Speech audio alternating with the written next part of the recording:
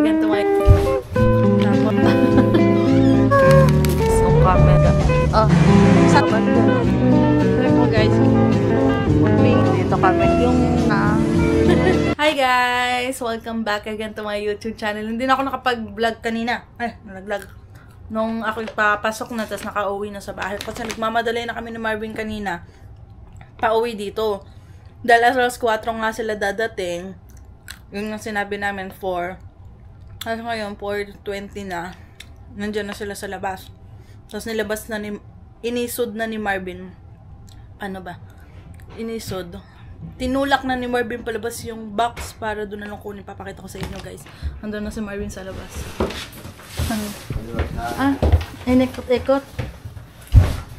Ikot-ikot. Ikaw na bahala dyan. Buti madali lang. Ang galing. Pinaikot-ikot lang tayo. Namumblema tayo paano nila iaakyat eh. Inikot-ikot lang nila pataas guys. Ayun. Si Marvin ang bahala doon. Siya na may pag-usap kay kuya. May papel siya susulatan. Kailangan ilagay doon kung ano yung laman nung balikbayan box namin. Parang if ever ata may mangyari, parang papaltan ata, babayaran ata nila, ganun ata yan. So ayun na, pag-usap na si Marvin. Tapos nilagyan na, kinuha ni Marvin pentel pen. Kasi nilagyan din namin yun sa ibabaw ng name nila Papa, Mike, tapos yung address nila dun sa Laguna. Ayun. Nagbe-merienda lang ako ng nuts. Tapos si Marvin naalis yan mamaya. Sabi ko, bilhan niya ako ng Timbits kasi nakikrave ako sa donut. Maya-maya. Tapos sabi niya, abe, huwag mo na i-play yung yung pinapanood natin movie. Hintayin mo ako. Tapos tomorrow, guys, yung kanyang G. After ilang months, bago siya nakapag-G. Kasama na si Ate Leia. Bali, hindi na kami nag-rent ng car. Kasi si Ate Leia na yung mga kasama ni Marvin. Yung car na ni Ate Leia ang gagamitin. Si Ate Leia yung pinsan ni Marvin na Herrera din. Tagal Laguna, San Pablo. So, ayun. Mamaya na lang ulit mag-update. Tapos iniisip ko kung anong ulamin namin. Baka mag-bacon and egg na lang ulit kami ni Marvin ngayon. Dinner. Ayan na guys, aalis na ang bebe ko. Bye bebe! Baka nasa kwarto, hindi ko naman ginagamit. Ano?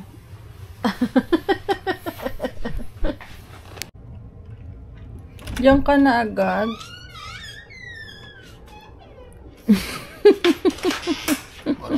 Ayaw mo pa ako umuwi. Timbits ko. Sorry. Binilan mo ako? Yes. Let me see. Let me see.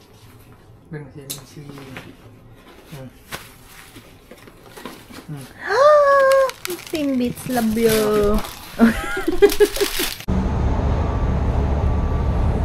Good morning guys. Welcome back again to my YouTube channel. Nandito ako sa Scarborough Town Center. Naghihintay ako ng bus. Ayun.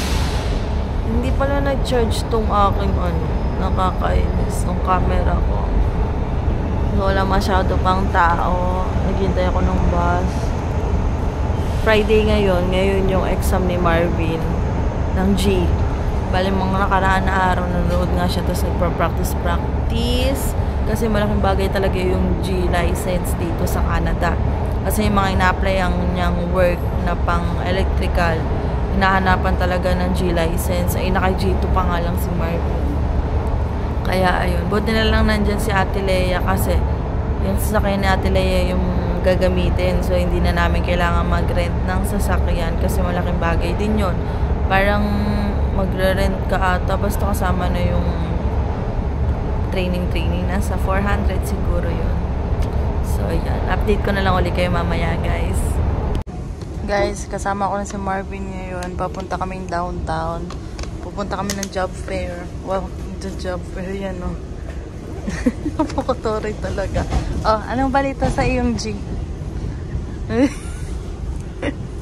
Mamaya natin kakwento guys. Ayaw niyang maingay dito kasi nandito kami sa sa train. Saan tayo? Ang ingay naman. Sakit sa tainga dito, Ben. Renta tayo. Renta muna kami, guys. Ang ganda dito. Ang ganda nito. Ha? Ang ganda naman nito. Ang ganda dito. Tapos food court dito sa baba, ha? Oo nga, may goma. Ba't ganun? Ganda. Ang ganda mo, Toronto. Lobat yung camera ko, guys. Kaya itong iPhone ko yung gamit. Mag-celebrate tayo. Small wins. Yeah. Busog din ako eh. Kinain ko yung mani eh. Wala naman tayong pagkain sa bahay. Ano pa naman eh. 11 pa naman bukas yung ano ko. Ang alis ko. So tatambay muna tayo dito sa downtown.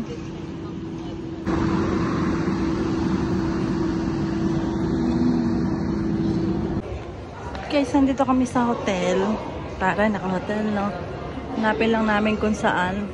Guys, dito yung job fair ng Saskatchewan. Pasok tayo. So guys, tapos na kami doon. Bale, ang as in talaga healthcare. Pero may mga bubuksan nga daw, madami naman silang bubuksan nga na mga hospital sa Saskatchewan, yung mga small city doon. Kaya sabi nila, sabi ni Miss, anong pangalan niya? Crystal? Basta sabi niya, yun nga, madami daw opening kasi na yung apply ni Marvin. Kasi may nakalagay doon na maintenance. Pwede si Marvin doon mag-apply.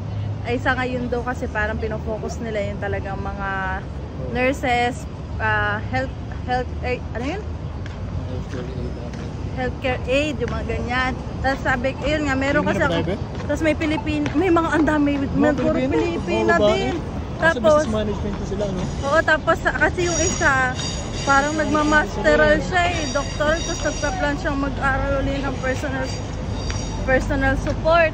Tapos, edi ayun na nga, sabi niya personal support. Tapos nung kinausap na ako nung babaeng puti, sinabi ko rin sa kanya na plan ko rin mag-aral. Pero hindi pa ngayon dahil nga hindi pa kami PR. Pag na-PR na kami, pero if ever nga na ano, grant daw 30,000, no? Oo. Kapag nag-start kang mag-work sa kanila. Tapos ayun nga, pinakita nila sa amin yung prices ng houses ng New Brunswick, ng Ontario, ng Montreal, basta madaming lugar. Tapos mura yung sa ano nga sa Saskatchewan, sabi niya. Tapos mura yung housing doon, tapos sa healthcare ka magtatrabaho, malaki ang sahod mo. So mas parang pinaparating niya na mas magaan yung buhay mo pag sa Saskatchewan ka, ganyan. Kasi nga syempre pag healthcare nga malaki talaga yung sahod, guys. Kung healthcare lang ako, papatusin ko na kasi hindi ako nasa healthcare eh. Ano ba yan? Bakit kasi hindi ko naisip mag-healthcare na talaga diretso nung nasa Pinas pa lang? Hindi sana hindi tayo namumblema ngayon. Pero kung nag-healthcare ako, hindi ko makikilala si Marvin. Diba? Oo, kasi hindi, nasa hotel ako noon, nagkakilala tayo, nag-a-apply ako sa hotel noon eh. Ha? Ano? Tinder. Tinder lang daw kami nagkakala. Ano, mag-Starbucks tayo? Anong gusto mo? Kain tayo, be. Small wins. Yeah, celebrate the small wings. Kasi pasado na si Marvin ng G, guys. Guys, nandito kami sa baba ng Union Station. Sa food court.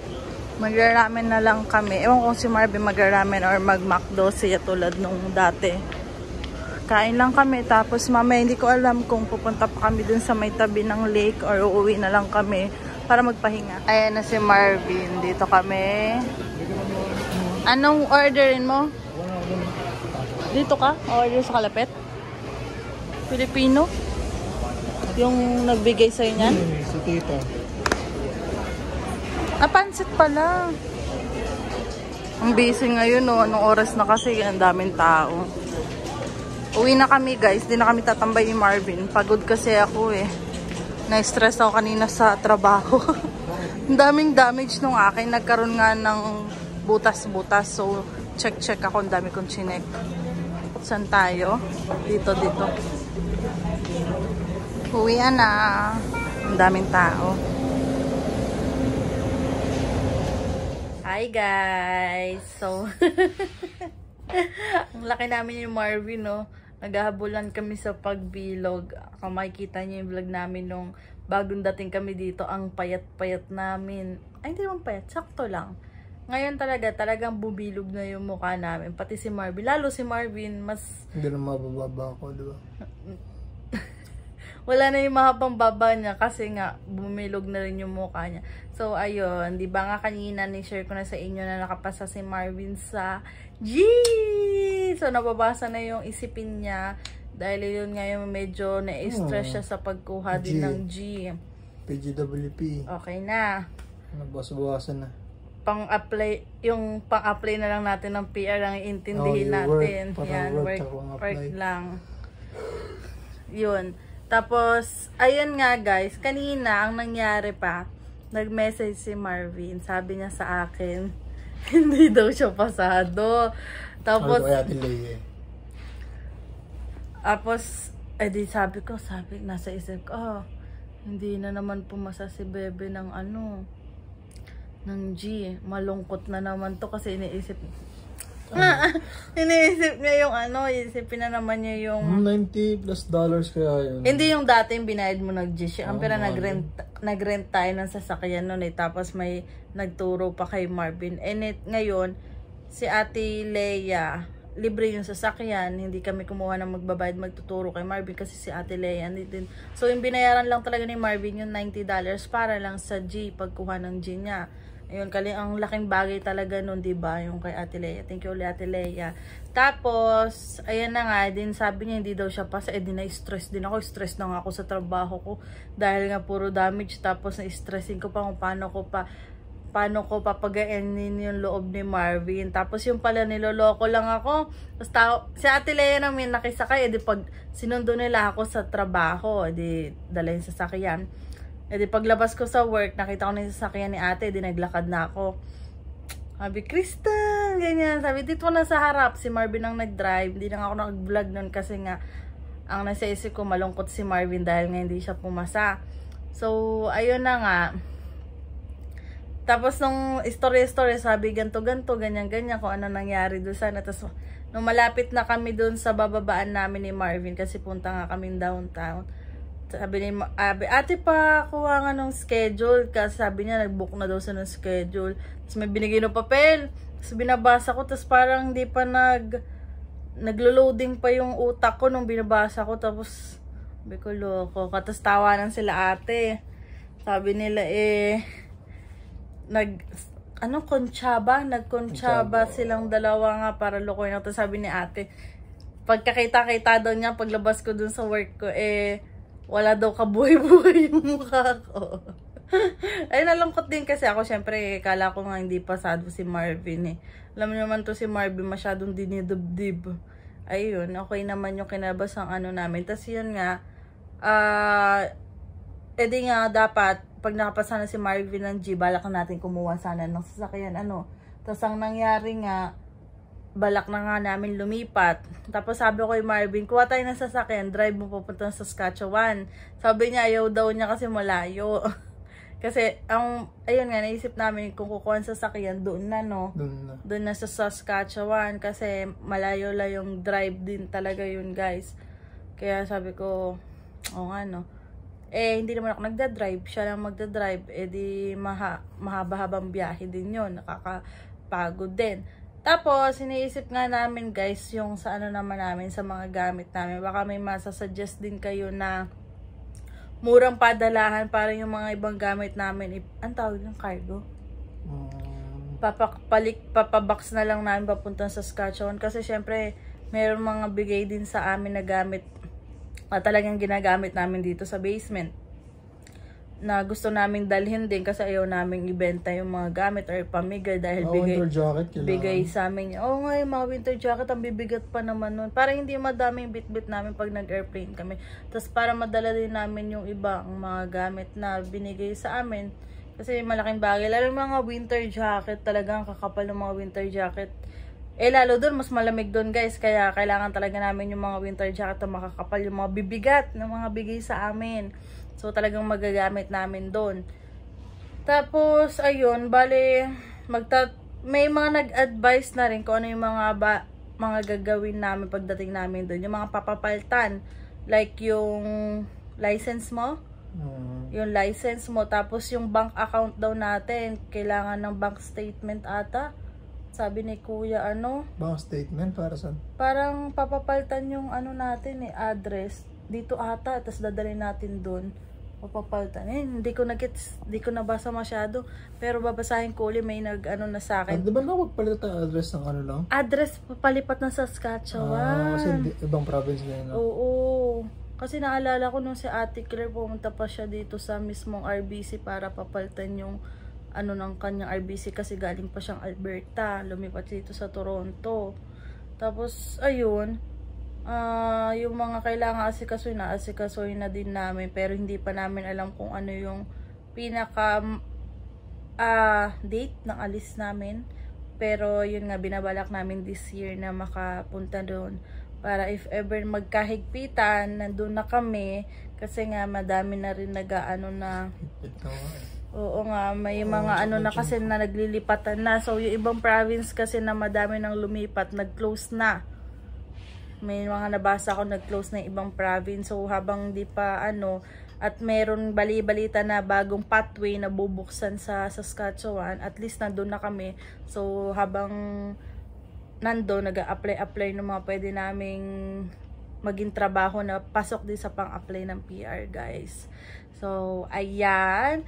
Tapos pagkukuha kami sa sasakyan, baka December, mga ganun. Basta kasi yung pinakamalamig daw dun start January talaga. Mga November medyo fall pa daw yung datingan Siguro naman. Pero ang gusto din sana namin, kung makuha kami ng work, malapit lang talaga dun sa bahay na uupahan. Magka-work muna tayo, mas makalipat na. Yeah. Yun ang importante. Basta magka-income lang muna kami. Tapos doon nga, kahit isang income lang, buhay na tayo Oo. Kino-compute na kasi namin guys.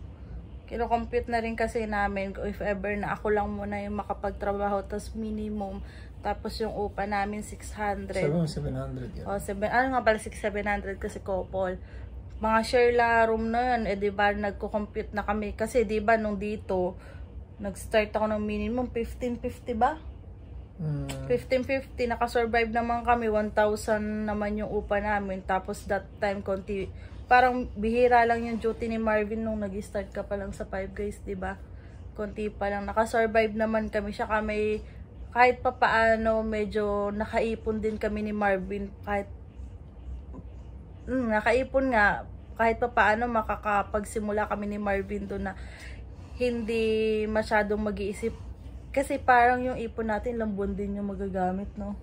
Malaking bagay talaga yun. Kaya Ayan, hindi kami masyadong gumagastos na ngayon kasi yun nga, kahit lilipat nga kami guys, namin yun kasi pag lumipat, may advance at deposit na naman uli kaming ibibigay. Oo nga pala, no? Advance and deposit yun. So magkano yun? Tapos yun nga, sa pagkain naman, wala naman kaming problema ni Marvin kasi last year naman, nagawa naman namin ma-manage yung mga gastusin namin. Kaya nga nakaipon din kami ng pang tuition niya kasi hindi rin naman kami kumakain. Nito lang talaga guys. Pero nung natapos na yung naipon na namin last tuition na, doon na kami nag-start magkain-kain sa labas na di tulad dati na once a month lang. Tapos ang kakainin lang namin Jollibee once a month. Yun lang yung kain sa labas. Ayan nga. Sabi doon nung mga na kapag lumipat daw sa Saskatchewan, nakakatipid din kami kasi hindi masyadong, parang hindi ka na kumain dito kasi wala masyado daw na kainan ba. Yung tulad dito, ang dami kahit saan, di ba? Kami naman yung Marvin, kahit sobrang daming kinakainan dito, isa lang naman yung pinupunta namin. Yung ano nga yun? Diyan, ano yung kinakain na? Yan, doon lang kami, tas Jollibee. Yun lang yung halos kinakainan namin. Tsaka yung dito, yung fresh roll ba yun? Yung Korean ba doon? Saan? Doon. Sa Regina? Hindi ko alam eh. Vietnamese. Hindi ko rin alam. Pero parang may nakita akong Korean restaurant, nakita ko sa TikTok. Meron naman, saka mga parang maliliit na cafe. Yun, pero hindi naman tayo nagka-cafe, no? Yung mga iced coffee na may cake. Parang di pa. Never pa tayo nag-try dito. Yun nga, may sinando kay Marvin, sabi ko try namin before kami. Tapos sabi nung kakilala namin na nandun, sulitin na daw namin yung kain-kain dito kasi doon pag nandun na, mamimiss daw namin kasi nga wala yung, diba, yung mga cravings namin, wala doon, yan. So, ayun. Ay, ano lang namin ngayon, ifo-focus na muna namin guys yung work, yung maghanap ng work na para makapag-apply kami ng permanent resident. So, kung papalarin kami sa Saskatchewan, edi for good na talaga kami kasi doon kami binigyan ng permanent eh. So, ayan. Ang iisipin na lang din namin yung paglilipat, pagkuha ng sasakyan, tapos paghahanap ng trabaho namin sa Saskatchewan, guys. So, samahan nyo kami sa panibagong simula namin sa ibang province dito sa Canada. Sana tayo palarin. At least magkasama naman kami ni Marvin, di naman kami magkakalayo ni Marvin. So, kahit isa muna sa amin magkaroon ng trabaho, tapos yung isa, apply ng yung pasok pang apply ng PR. Basta may income na isa. So, yun lang guys. Don't forget to like and subscribe sa YouTube channel ko. Pati na rin ang TikTok account ka na Crystal Herrera. At ang aking Facebook page na Crystal in Canada. Yan, medyo naging active na ako dyan guys. Bye!